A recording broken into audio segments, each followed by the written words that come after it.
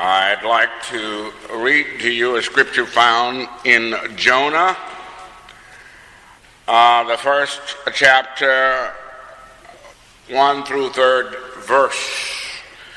Now the word of the Lord came unto Jonah, the son of Amittai, saying, Arise, go to Nineveh, that great city, and cry against it, for their wickedness is come up before me. But Jonah rose up to flee unto Tarshish from the presence of the Lord, and went down to Joppa, and he found the ship going to Tarshish. So he paid the fare thereof, and went down into it to go with them unto Tarshish from the presence of the Lord. Matthew 9th chapter, 35th through 38th verse. Jesus went through all the towns and villages, teaching in their synagogues, preaching the good news of the kingdom, and healing every disease and sickness.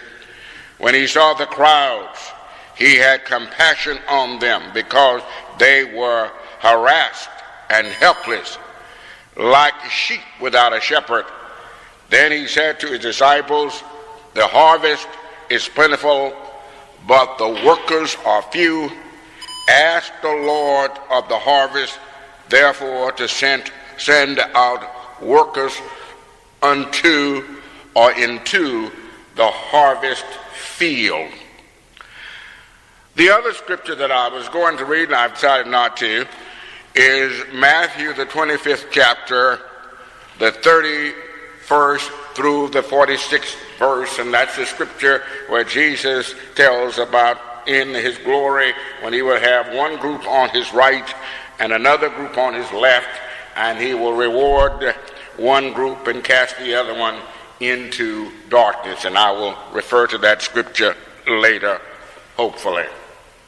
Now, from these scriptures, I would like to talk to you on the subject today, God and his draft dodges. Now, I said jokingly with two of the men today that I hope you all don't feel personally attacked by this sermon. But of course, I said that in jest. It is not, and I said that to them basically because they're from that era of life that we remember the draft. It occurred to me on the way to church, this morning, that young people wouldn't have a clue of what I was talking about in this sermon without some explanation. They think that the draft starts with the NFL and the NBA selecting players for the upcoming season. But we know the draft as something different. We know the draft as something that the government has in this country that calls up men who are available from a great pool of men to serve in the armed forces. And we also know from that the term draft dodgers. We know that it is an not unpopular, but it is a term that no one wants applied to him. A draft dodger. The term draft dodger means someone who, in this specific case, when it comes to the armed forces, it means someone who did not answer the call for duty in the armed forces when his government called him. I want to use the term to go just a bit further than that. I want to use this term draft dodger to apply to anyone who does not take on the responsibilities that are his or hers to take on. And I tell you that, and these sermon ideas come to me, I make everything so much more difficult than everyone else. There are preachers who have these lexicon, these books and things that they preach from, and the denomination sends them out. The liturgies, they call them, that the congregation sends out, and they just get them and they give the scripture for that day, and it's a wonderful life. I never look at anything like that. All of my sermons just come to me. And some of them, when I tell my young friend, I have a young friend who preaches a lot of the sermons that I preach, and I said, they just come to me, and I have to develop these ideas. He said, well, I'm glad they come to you and not to me. And you develop them first and then tell me about them, then I preach them. But these ideas come to me, and I have to preach them. And I never know exactly when I'm going to preach them, but they just come. Well, this idea came to me some time ago. And the idea here is that we have in our midst a lot of people. We have a lot of problems that are the result of draft dodges. This term draft dodging here means folks who do not live up to their responsibility. Not just in armed services, but this is in life. And we have a lot of problems that are the result of draft dodges. Almost all of our social problems are actually the result of draft dodges. If every individual, see, I believe that God gives everybody something to do, a responsibility, a challenge, a calling. And that if every individual answers his call and lives up to his challenge, just about every problem in the world would be solved. That for every problem we have, God has put a solution in the mind of some person. And if that person would do what God has empowered him to do, has given him the ability and opportunity to do, our social problems will go away. If every man who God allowed to become a daddy would do what daddies are supposed to do, we could close many of our prisons in America. If every woman would do the things that God has given her the ability to do, many of the young women on the streets today in prostitution and drug addiction would be at home, safe, playing the roles that society, that God would have them play. We are the victims of draft dodges. There are a lot of grandparents today stuck. Oh, and I could give you the data. If I would go know what I'm going to say in my sermons and look it up, it's pretty easy. But I could tell you that there are millions of grandparents in this country stuck with rearing children. These people should be in the most leisurely, enjoyable time of their life. They have reared their children. Some of them have retired from their jobs and they have saved a little money, or they would have saved it had not spent it on their children. But this is the time that they could be enjoying life, and they are stuck with rearing grandchildren, with going to prisons, seeing messed up grandchildren. It's a sad sight to see people in their late 60s and 70s and even in their 80s dealing with issues and problems that they should not be bothered with, but they are there because somebody is dodging the responsibility of doing what they should be doing. So this is a real serious issue here.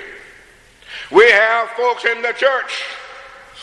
We have some old people in the church. You all don't mind me calling you old since I'm old enough to call myself old. But we have old people in the church doing things that kids ought to be doing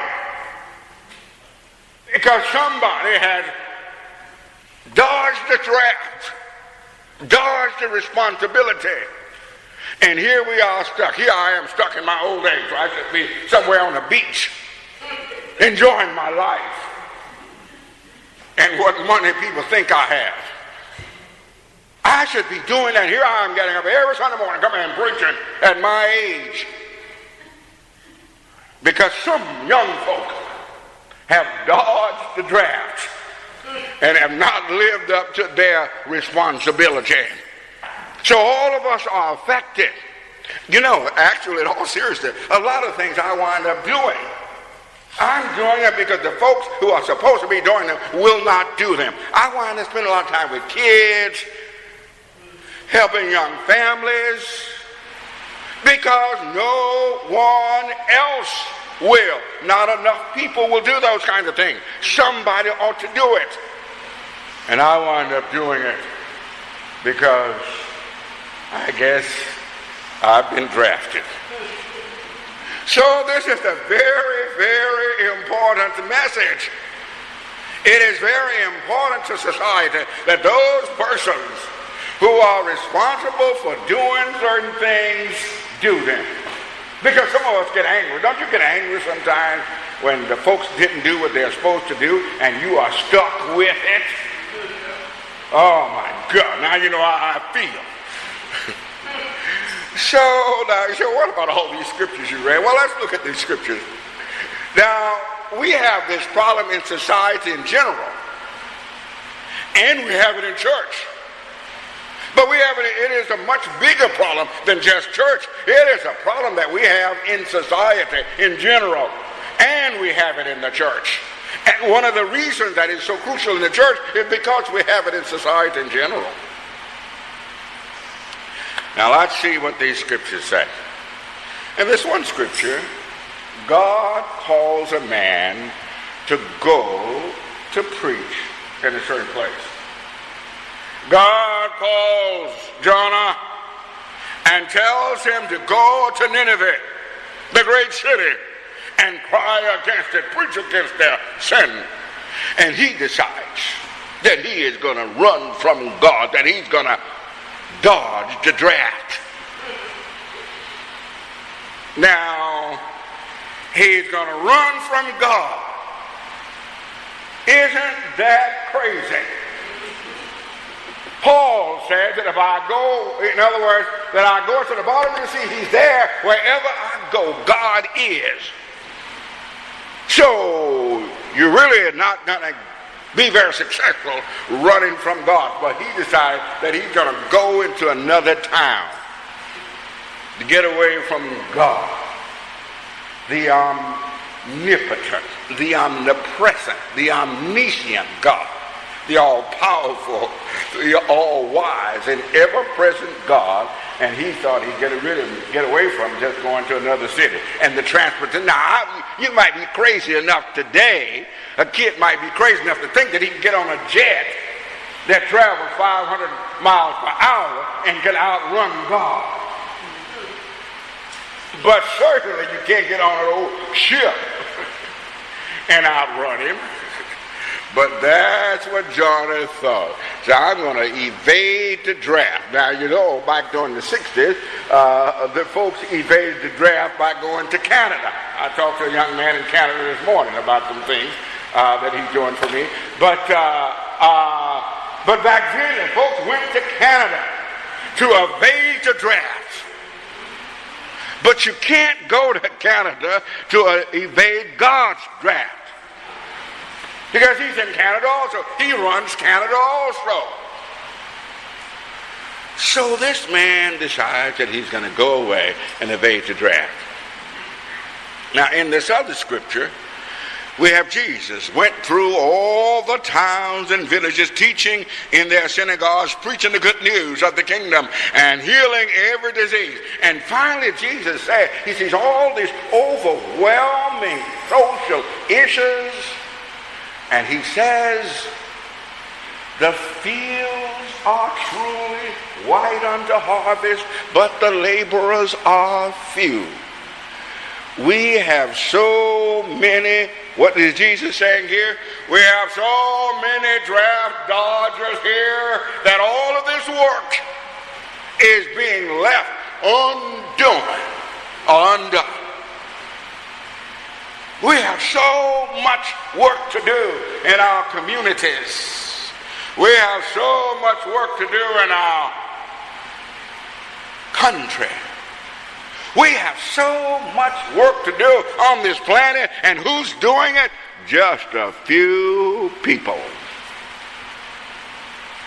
Just a few people. We have so many problems, so many burdens, so many issues that need to be addressed, and folks are dodging the responsibility, reneging on their responsibility, shirking their responsibility, evading their responsibility, and trying to escape their responsibility. And it leaves the rest of us overworked, tired, exhausted, and some of us are angry. Now, I try not to get angry with them because I'll tell you why in a minute. Now, sometimes people would be angry that you are stuck. Now, I know that grandparents are angry with children who don't do what they're supposed to do. I know that husbands are angry with wives, and wives are angry with husbands, and well, they should be, I suppose. Not one of the issues that I have to deal with in my life. But I used to get angry with people too, when they didn't do what they were supposed to do. Oh, it was so angering. But I don't get angry with them anymore and maybe this is kind of personal, selfish. One of the reasons I don't get angry with people for not doing, I get angry with them, I'm disappointed with them because of the way they leave others unserved or improperly served. I do not get angry with them because of the things that they cause me to do. And the reason is that I have found that when God drafts you and you accept the draft, you will be rewarded for what you do anyhow. So that's why I don't get angry with them. Because the work that they cause me to do, I don't get angry with that because God has his way of blessing people who respond to the draft, who respond to the call. And sometimes it is unfair, the things that God imposes upon you. About 30 years ago, well, maybe 25 years ago, I was watching 60 Minutes. And they had this beautiful, beautiful, beautiful, beautiful black woman on 60 Minutes. And she was asked, she had gone through all kinds of things. She was one of the first of her kind and unique and few of her kind. A beautiful, beautiful woman who had entertained at a time when it was not permissible for black people to even go in the front doors of many of the places that she entertained. And the man asked her on this program, why did you and why do you do that? And she said, I was kind of drafted. It became mine to do. I was in the position and I had the calling and I had to do that. A few weeks later, when that woman died, at a ripe, and I don't know exactly how old Lena Horne was when she died, I think she was in her 90s. But when she died, I remembered what she had told that man. And because she accepted the draft, because she accepted the calling, she has to be remembered as one, or should be remembered as one of the most outstanding entertainers of her time, and one of the women, one of the persons who made some significant contribution to entertainment and to the life of black people and to making things better for Beyonce. And all of these young folks now who find it so easy and aren't even appreciated, don't even know the price that was paid by those who accepted the draft. So, sometime when you accept the draft, it might be difficult, but God has in it a reward for you that is going to be worth you taking on the challenge, accepting the call. So, draft dodgers. I want you to tell people that Reverend Jenkins says that if you don't come to church every Sunday, okay, now you all go out and tell them what I said. That when you don't come to church, you are dodging the draft. Tell them, I know some kids, young folks are working on Sunday stuff. But on those Sundays that you're not working and you don't come to church, you are dodging the draft. And those of us who come and you're not here, the rest of them get mad. I don't, because God's going to bless me and I'm going to get double. When y'all don't show up, I'm just going to get double blessed. But in all seriously, I got this woman in the church in Troy where I used to preach, and she says to me, and I have to call, I haven't talked to her in a week or so, a couple of weeks, and she is 83 years old, or 82, and wonderful, wonderful woman. And she tells me sometimes, Reverend Jenkins, I just don't know about the young people. I just don't know how they don't come to church every Sunday. She's from that era. There was a time when folks believed that they had a responsibility to come to church every Sunday. She's from that era. And she just really can't understand how folks will come to church one Sunday and miss 4 or 5 and come back. She can't understand that.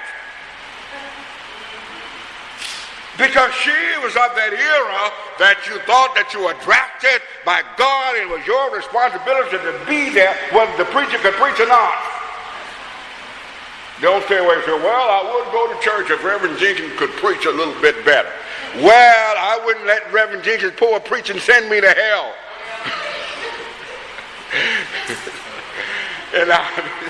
Anyway, and actually, well, the preaching is dull. Well, I find out one of the reasons that preaching is dull to some people is because they're not interested enough in the gospel. They're not interested enough in the life. They're not interested enough to want to know the things that are necessary to do the kind of job that you need to do. And just on a side note, and I shouldn't say this, but when it comes to the kind of preaching I do, it really doesn't get any better than Reverend Jenkins.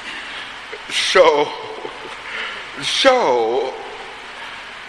people ought to take, in a kind of fun way, and people ought to take this draft in the church seriously, even when you don't feel like going. And the fact that you don't have but a few people ought to be the reason that everybody takes the draft seriously. Because when you're not here, you are missed. I taught at a school once, I was the only black person there. So one day, and then another black person was hired, a woman, and she used to ride because she lived near me, so I'd give her a ride to work. So one day, she told me that we were having a big meeting, and that's all we were going to do that day, we'll have meetings. And she said, Bill, I don't think I'm going tomorrow. She said, are you going? I said, yes. She said, you don't have to teach. I said, I'm going anyway. I said, I always go. She said, why? I said, because I'm the only black one there. And all they got to do is just glance over the crowd to see whether the black one is there. I said, so I always go because I will be missed. Next morning she called me. She said, pick me up. I think I'm going to go also. Now, you say, well, what does that got to do with us? Well, here's what it got to do with you. Not but a few of you. And whenever I don't see you, I miss you. I know who's not here. And I miss you, so you can't hide in the crowd. There is no crowd.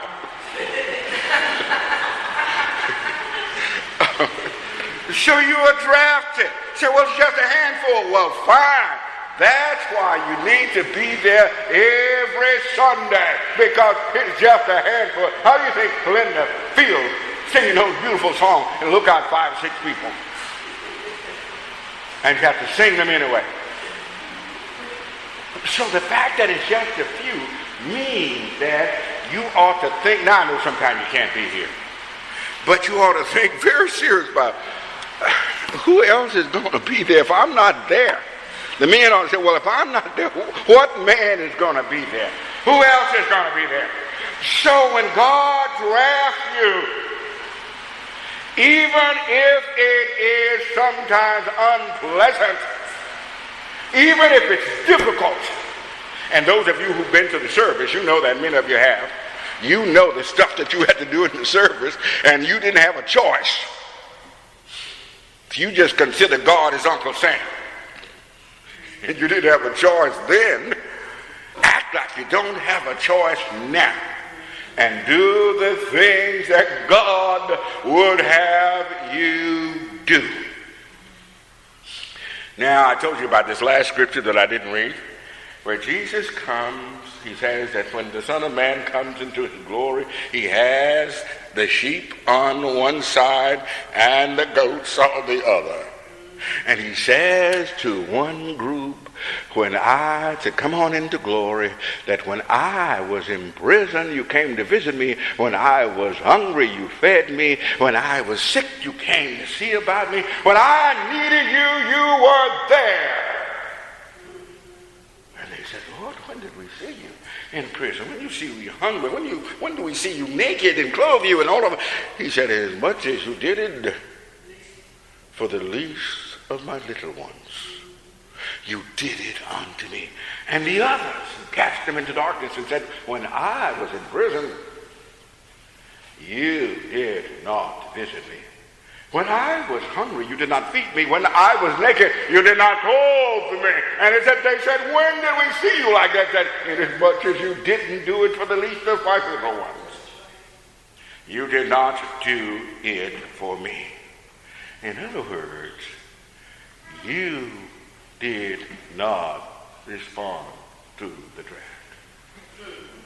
When I drafted you, rather than serving, you became a draft dodger. And your punishment is to be cast into outer darkness. Well, I don't talk a whole lot about heaven and hell. But let me tell you about the hell that you can have on this earth by being a draft dodger. I know some men who did not play the proper role in the lives of their children. And now they are in hell. Not that they have died, some wish they had, but their old age or their later lives, miserable. Their children don't have any relationship with them, don't respect them, don't appreciate them, have nothing to relate to them except for the fact that they left them. I know folks who left the church, spent years and years and years and years and years away from the church, and have come back or came back only in the last years of their lives. And they have to look at all those people who know that they left them. So actually, hell can be right here on earth for the draft dodgers.